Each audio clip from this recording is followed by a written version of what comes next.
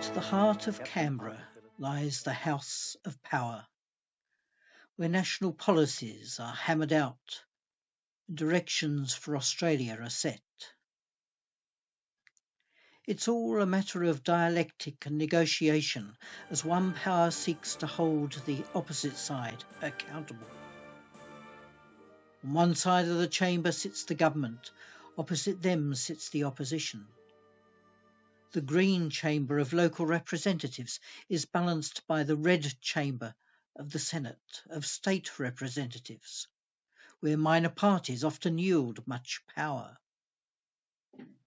But the power balances go much further. Down the road, the High Court often has the job of interpreting the Constitution and determining if the policies fit within its framework.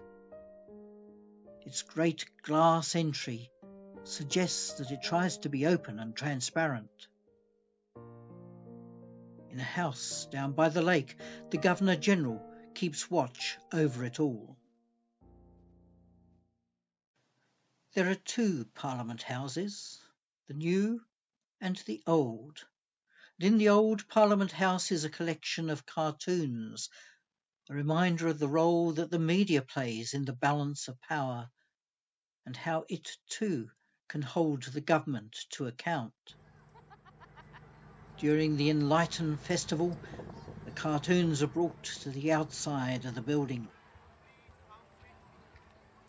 But Canberra is much more than the dialectic of power. It's all about our national story and the formation of our national identity. The National History Museum tells the historical story from the earliest times of human habitation, the stories of the First Nations people, then and now. And it focuses on the lives of ordinary people in a variety of contexts around Australia. I can feel my land blowing on the west wind. I can feel my land blowing on the west wind. Every book published in Australia ends up in the National Collection at the National Library. There is much here, for example, of the immigrant stories as Australia has forged its recent multicultural identity. I can see my land out there past the west wind. Out there past the wind. The National Portrait Gallery contains pictures of a great variety of our national figures, prominent people and people not so prominent, but all contributing to the tapestry of this nation.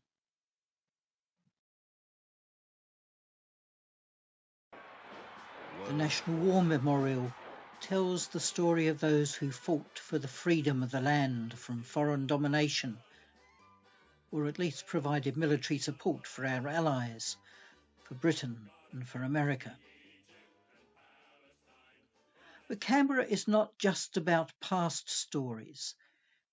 Its institutions, apart from the Parliament, make a great contribution to the formation of our national story. The Australian National University, for example, and the National Sports Centre trains the national teams of sportsmen and women.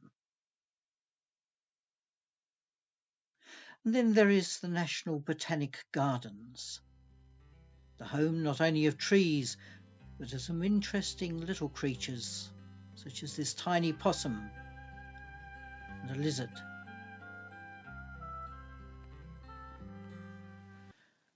A little further from the city is the National Arboretum.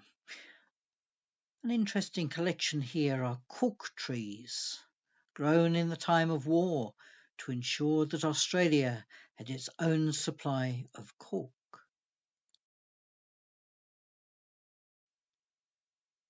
Canberra is Australia's best planned city, a city built for purpose. It is also Australia's and perhaps one of the world's most extensive cities for the size of its population. Great areas of the city, even close to the centre, have been kept as open spaces, natural bushland, full of kangaroos and other wild animals. There are numerous places to cycle, to walk, to run, even around the Parliament itself. But while it is so extensive, it does not take too long to get from one part to another, as long as you know where you're going. Few roads are straight in Canberra. Many go round in circles, large circles and smaller circles. Now trams connect the northern suburbs with the centre of Canberra,